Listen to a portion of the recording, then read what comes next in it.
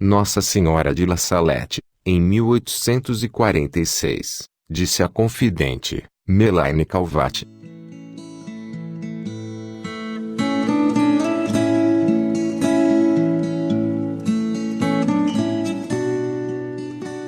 Os sacerdotes, ministros de meu filho, por causa de sua má vida, pelas suas irreverências e pela sua impiedade, ao celebrar os santos mistérios, pelo amor ao dinheiro, amor às honras e prazeres, converteram-se em cloacas de impureza.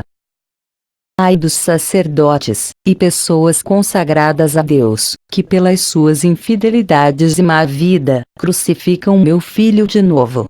Os pecados das pessoas consagradas a Deus, clamam aos céus, porque já não se encontra ninguém, para implorar misericórdia e perdão para o povo.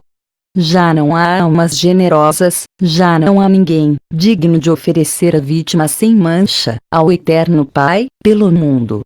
Deus vai castigar de uma maneira sem precedentes. Ai dos habitantes da terra! Deus vai esgotar a sua cólera, e ninguém poderá fugir de tantos males juntos. Os chefes, os condutores do povo de Deus, descuidaram da oração e da penitência, e o demônio obscureceu as suas inteligências.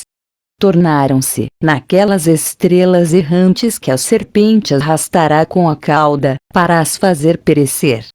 Deus permitirá que a antiga serpente ponha divisão entre os soberanos, em todas as sociedades e em todas as famílias. Eu dirijo um urgente apelo à terra. Chamo os verdadeiros discípulos do Deus vivo, que reina nos céus. Chamo os verdadeiros imitadores de Cristo feito homem, único e verdadeiro Salvador dos homens. Chamo os meus filhos, os meus verdadeiros devotos, os que se deram a mim, para que eu os conduza ao meu divino Filho, aqueles que eu levo, por assim dizer, nos meus braços. Chamo os que viveram do meu espírito. Chamo, enfim, os apóstolos dos últimos tempos, os fiéis discípulos de Jesus Cristo, que viveram no desprezo do mundo e de si próprios, na pobreza e na humildade, no desprezo e no silêncio, na oração e na mortificação, na castidade e na união com Deus, no sofrimento, e desconhecidos do mundo. Já é hora de saírem e virem iluminar a terra. Ride e mostrai-vos como meus filhos queridos. Estou convosco e em vós, desde que a vossa fé seja a luz que vos ilumine nesses dias de infortúnio. Que o vosso zelo vos torne como que famintos da glória e da honra de Jesus Cristo. Combatei, filhos da luz, vós, pequeno número que ainda tendes vista, porque chegou o tempo dos tempos. O fim dos fins.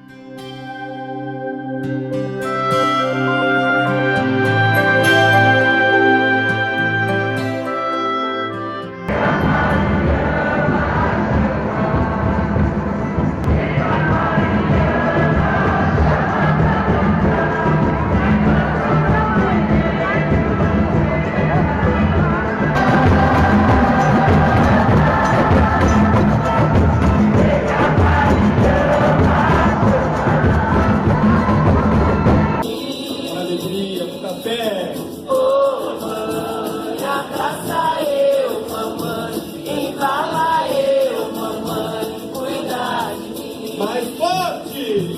Oh, mamãe, abraça eu, mamãe, e fala eu, mamãe, cuida de mim. O Senhor esteja convosco.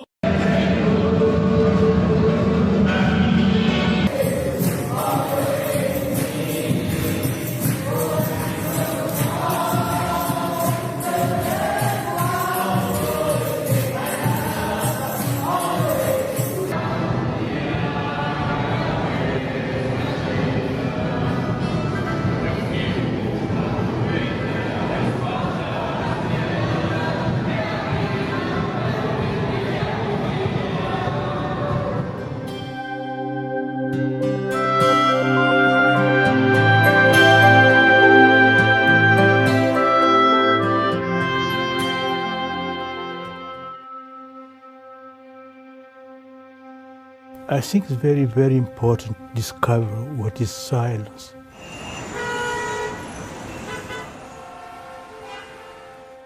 Silence is not only not talking. Silence is more deeper, because the great noise is inside ourselves. Ladies and gentlemen, our wonderful students, dear friends, I'm delighted to welcome you to this evening's talk by a very special guest. Even in our churches, there is too much noise. So it's not a place where we can encounter God silently. Silence makes man more similar to God, because God, I said, is silence. He talks in silence. We encounter him in silence. And if we remain with God, we become silent. What makes the Cardinal's insights most pointed, authentic, and valuable is that they were shaped not just in the face of the indifference, skepticism, and ridicule that religious believers all too often encounter in secular society, but also in the teeth of the far more sinister and formidable opposition offered in his youth by a Marxist dictatorship in his native Guinea. I think why the Western countries today are no believers, are less believers, because they are every time talking. They know no silence, and the faith is going down. Silence is really the moment where I construct myself as a human being related to God. And without God and without silence, we are lost. What are we doing here? In other words, what are our lives for? What kind of people are we called to be? The Western society seems to be lost, because when we are cut from God, we are lost. It's like a tree without roots. It's like a river without the fountains. God is our fountains. If we are cut from God, we are lost. And God is silent.